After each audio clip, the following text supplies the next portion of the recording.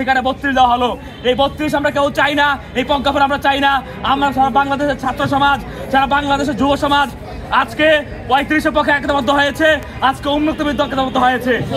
আমরা পরবর্তীতে আমাদের 24 তারিখে, আগামী 24 তারিখে আমরা শাহবাগ প্রজন্ম চত্বরে আমরা মহাসমাবেশের ডাক দিয়েছি।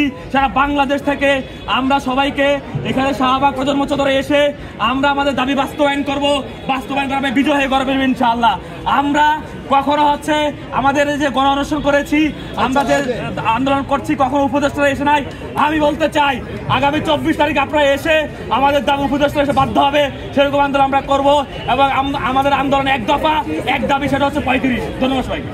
জানেন ইতিমধ্যে যে জনপ্রশাসন যে সংস্কার কমিটি গঠিত হয়েছে, সেখানে পুরুষদের ক্ষেত্রে 35 এবং নারীদের ক্ষেত্রে 37 করা হয়েছিল, সুপারিশ দেওয়া হয়েছিল।